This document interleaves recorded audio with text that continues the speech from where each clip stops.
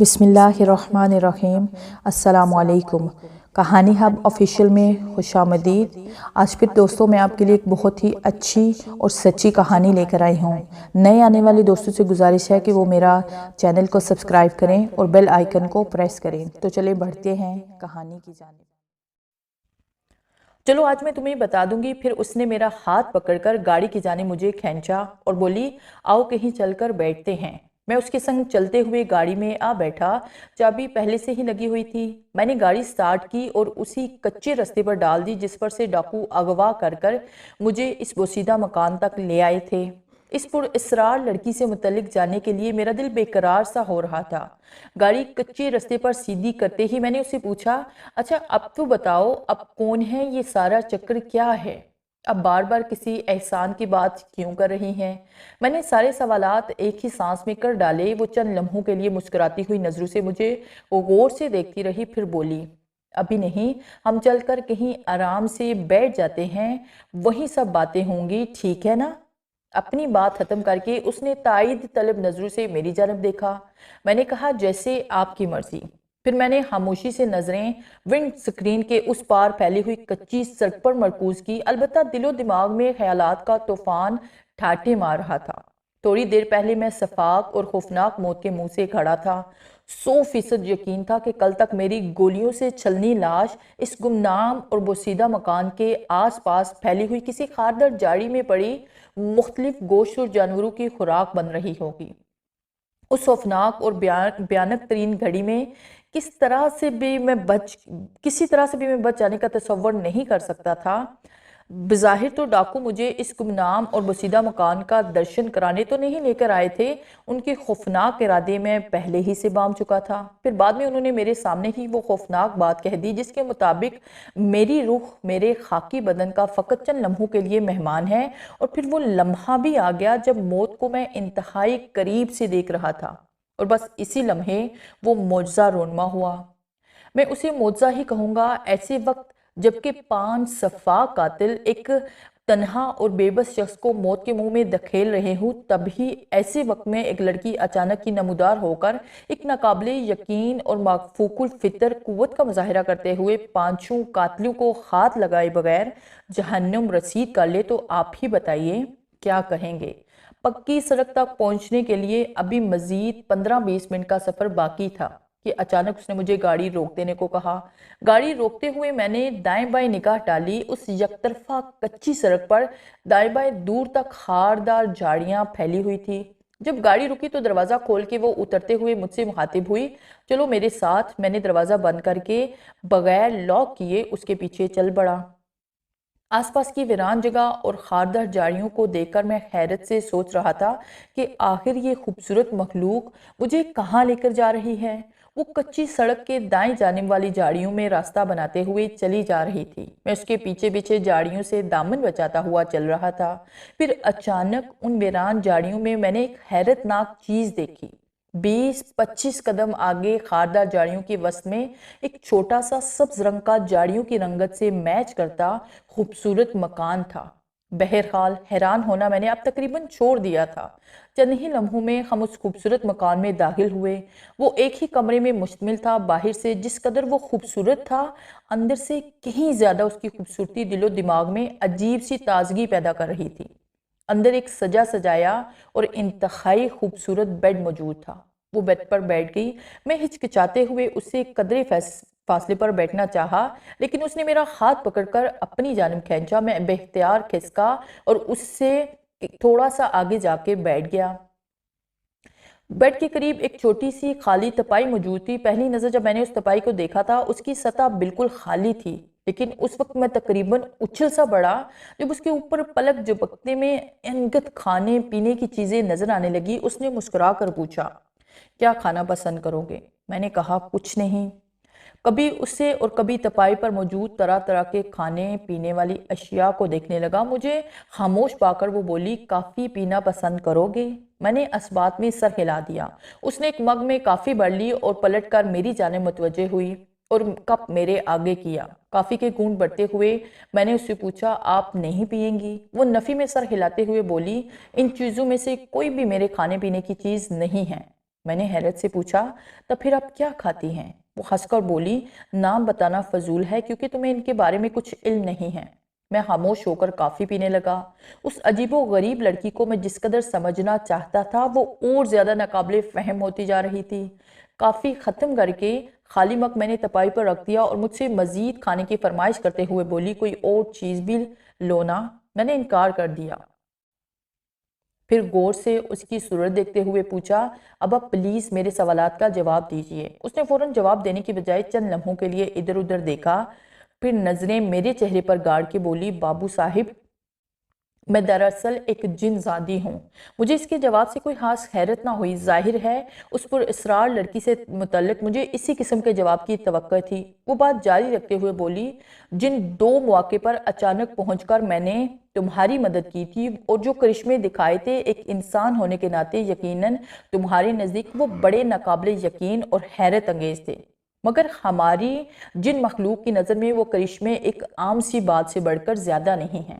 اب میں تمہیں پس منظر والی بات بتاتی ہوں۔ یہ سوال تم نے بار بار پوچھا تھا کہ آخر کیوں کر یہ مہربانیاں تم پر کھو رہی تھی۔ جواب یہ ہے کہ یہ مہربانیاں تمہاری ہی ایک مہربانی کے بدلے تم پر کھو رہی ہیں۔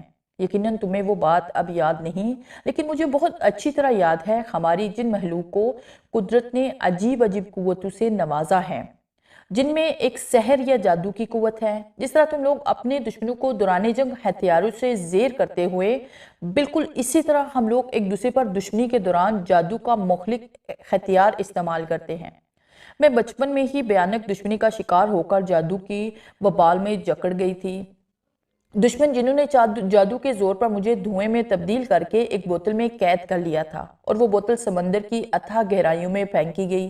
میرے قید کا بھیانک ترین پہلو یہ تھا اگر اتفاق سے کسی کو وہ بوتل جس میں قید تھی مل جاتا اور وہ اسے کھول دیتا تو میں آزاد ہونے کی بجائے وہیں جل کر راکھ ہو جاتی اور میرا وجود اس دنیا سے مٹ جاتا۔ البتہ اگر ایسا ہو جاتا کہ کوئی بچہ یعنی انسانی ہو جس کی عمر 6 سال 6 ماہ اور 6 دن ہوتی اور جمعے کا دن ہوتا اور وہ میری بوتل کھول کر اس میں اپنے خون کے 1-2 قطرے ٹپکا دیتا تو میں جلنے اور ختم ہونے کی بجائے ایک ہی زندگی میں داخل ہو جاتی۔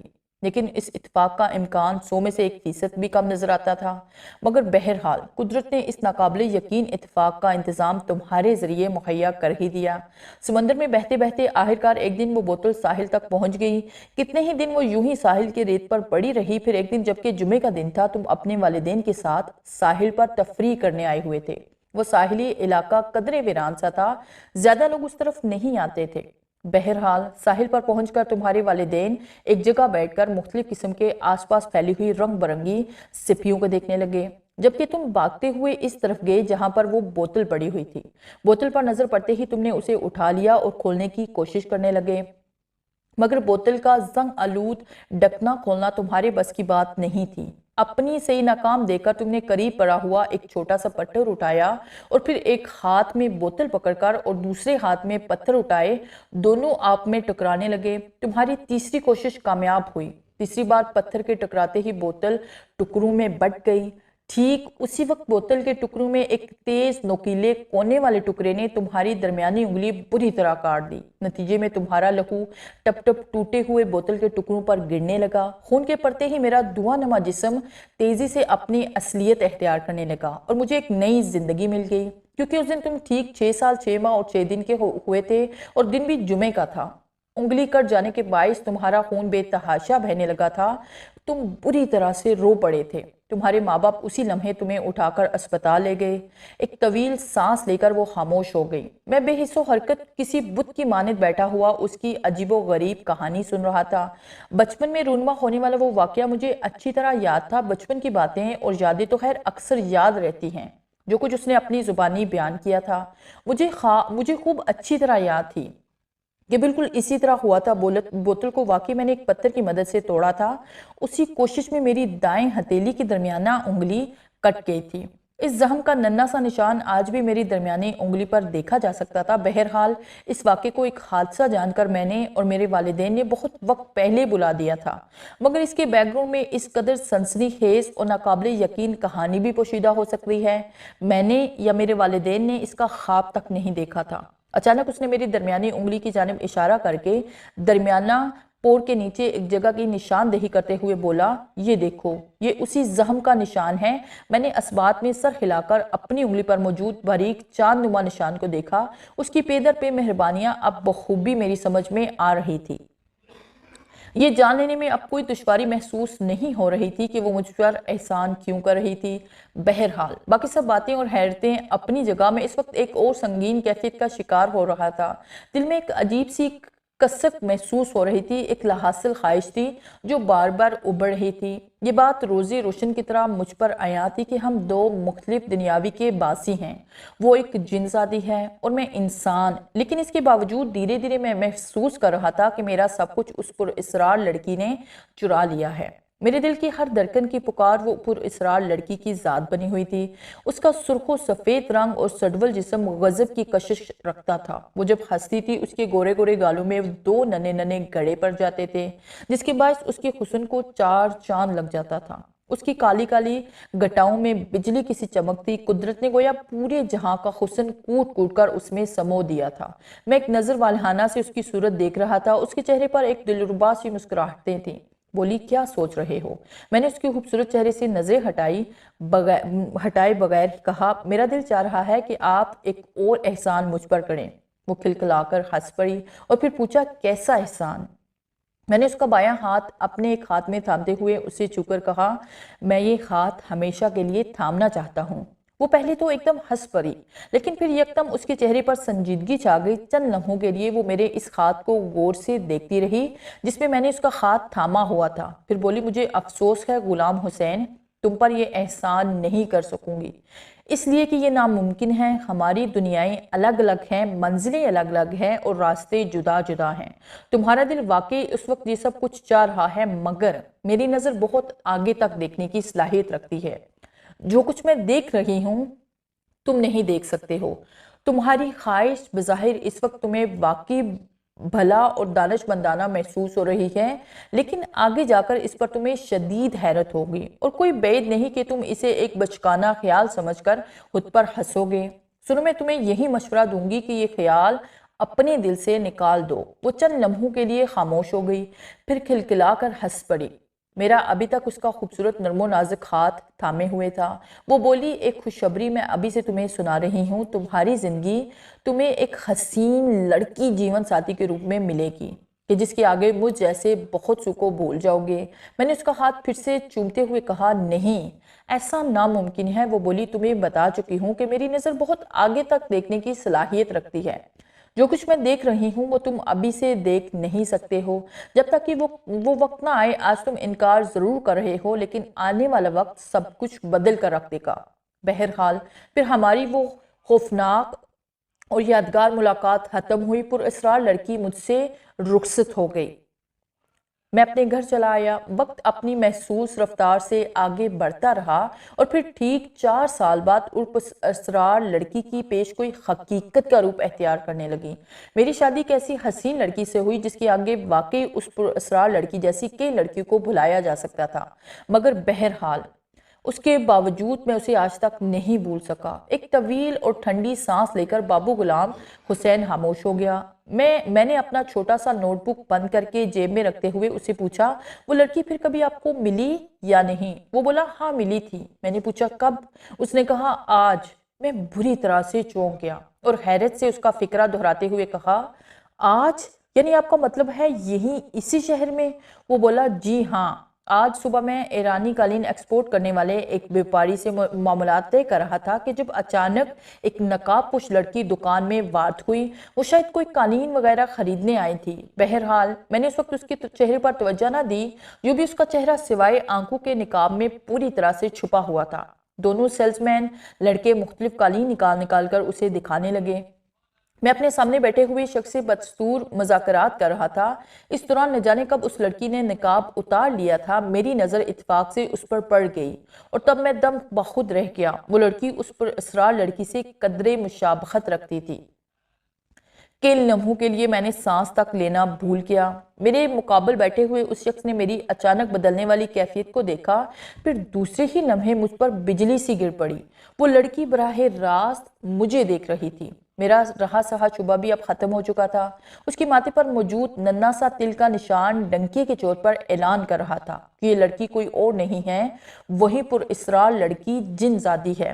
مجھ سے یوں ہی اس کی آنکھیں چار ہوئی، اس کے خوبصورت چہرے پر ایک دلربا مسکراہٹ ناچنے لگی۔ میں سحر زدگی کسی کیفیت میں بیٹھا پلک جھپکائے بغیر دم بخود اسے دیکھ رہا تھا۔ پھر اچانک وہ دروازے کی جانب چل پڑی۔ عین دروازے کے وسط میں پہنچ کر وہ رک گئی، پھر پلٹ کر میری جانب دیکھتے ہوئے اپنا دایاں ہاتھ اوپر اٹھایا اور انگلیوں کی مدد سے فتح کا نشان بناتے ہوئے مجھے دکھانے لگی۔ مجھ سمیت دکان میں موجود سبھی افراد دم بخود بیٹھے ہوئے اسے حیرت سے دیکھ رہے تھے۔ پھر اگلے ہی لمحے وہ دروازے سے باہر نکل کر ہجوم میں غائب ہو گئی۔ غلام حسین ایک طویل ٹھنڈی سانس لے کر خاموش ہو گیا۔ میں نے پوچھا اس کے بعد کیا؟ میرا مطلب ہے اس لڑکی کو ڈھونڈنے کی کوشش۔ وہ بولے اسے میں دوپہر تک تلاش کرتا رہا تھا، مختلف لوگوں سے اس کا خلیہ بتا کر اس کے بارے میں پوچھتا تھا، مگر اس کا کوئی عطا پتہ نہیں معلوم ہو سکا تھا۔ ایک بار پھر سے خاموش ہو کر وہ خالی نظروں سے کمرے میں ادھر ادھر دیکھنے لگا۔ پھر اس کی نظر ٹیبل پر موجود جگ پر جم گئی۔ شیشے کے جگ میں آدھا پانی بھرا ہوا تھا۔ میں نے ہاتھ بڑھا کر گلاس اٹھا کر اور اس میں پانی اڈیل کر اس کی جانب بڑھایا۔ میرے ہاتھ سے گلاس لے کر اس نے ایک ہی سانس میں اس کا پانی پی لیا۔ میں نے کہا آپ اس قدر رات گئے تک جاگ رہے تھے، کیا یہ آپ کے روز کی روٹین ہے؟ وہ بولے نہیں، میں سرے شام ہی سونے کا عادی تھا، آج میں اس کے لیے جاگتا رہا ہوں۔ میرا دل کہہ رہا تھا کہ وہ لڑکی تنہائی میں شاید مجھ سے مل جائے۔ اچانک ایک فوری خیال کے تحت قدرے چونک کر میں نے اس سے پوچھا، غلام حسین صاحب، اس سوال کا جواب اپنے ڈھونڈنے کی کوشش کی کہ اس نے فتح کا نشان بنا کر کیوں دکھایا تھا؟ وہ چونک کر میری جانب دیکھنے لگا۔ اس نکتے پر یقیناً اس نے دھیان نہیں دیا تھا۔ بولا اس بات پر تو میں نے غور ہی نہیں کیا ہے، لہٰذا فوری طور پر نہیں کہہ سکتا کہ اس کا مطلب کیا ہو سکتا ہے۔ میں نے کہا میں اس کا مطلب بتا سکتا ہوں اگر آپ سننا پسند کریں۔ وہ بولے ضرور کہیے۔ میں نے کہا آپ کی پوری کہانی سننے کے بعد میں نے یہ نتیجہ اخذ کیا ہے کہ فتح کا نشان بنا کر آپ کو دکھانے کا اس کا مقصد یہ تھا کہ وہ اپنے دعوے کے مطابق جیت گئی تھی اور اب ہار گئے۔ میری بات سن کر اس کے چہرے پر الجھن کے آثار پیدا ہونے لگے۔ کہنے لگا میں نے آپ کا مطلب نہیں سمجھا، آپ وضاحت کیجئے۔ میں نے کہا میرے جملے کا خلاصہ یہ کہ اس پر اسرار جن زادی نے آپ سے کہا تھا کہ آپ اسے بھول جائیں گے، جبکہ آپ کا دعویٰ تھا کہ ایسا ہونا ناممکن ہے، لیکن پھر آنے والے وقت نے ثابت کر دیا کہ وہ لڑکی جو کچھ کہہ رہی تھی وہ سچ کہہ رہی تھی اور آپ اپنے دعوے پر قائم نہ رہ سکے۔ غلام حسین عجیب نظر سے مجھے دیکھتے ہوئے سر نفی میں ہلانے لگا۔ نہیں عطا صاحب، میں آپ سے اتفاق نہیں کر سکتا۔ وہ پر اسرار لڑکی آج تک یادو کی صورت میں میرے دل میں زندہ رہی ہے۔ میں نے کہا غلام حسین صاحب، میں یادو کی بات نہیں کر رہا ہوں، آپ اس سے بے پناہ محبت کا دعوے دار تھے۔ اس پیمان کے ہوتے ہوئے آپ نے دوسری لڑکی سے شادی کر لی اور بقول آپ کی کہ وہ لڑکی اس قدر حسین ہے کہ اس کے آگے اس پر اسرار لڑکی جیسی کئی لڑکیاں مان پڑ جاتی ہیں۔ اب ایسے میں آپ ہی بتائیں کہ ہار کس کی ہوئی اور جیت کس کی ہوئی؟ میری وضاحت نے اسے گہری سوچ میں ڈبو دیا۔ آنکھیں بند کر کے اس نے سرنشست کے سرے پر ٹکا دیا۔ میں اٹھ کر کمرے میں ٹہلتے ہوئے مشرق کی سمت کھلنے والی کھڑکی کے سامنے جا کھڑا ہوا۔ کھڑکی کے آگے کوئی بہت ہی دور ایک سمندر پھیلا ہوا تھا۔ آسمان ستاروں کی چمک سے دھیرے دھیرے محروم ہو رہا تھا۔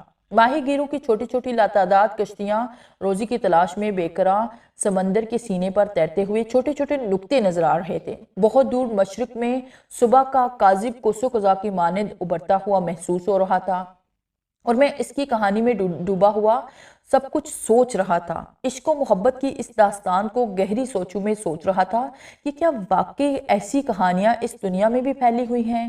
غلام حسین جا چکا تھا، ہم لوگ بھی ہوٹل کو چھوڑ کر اپنے اپنے گھروں کو چل دیے تھے، لیکن اس کہانی نے میرے رگوں پے پر گہرے اثرات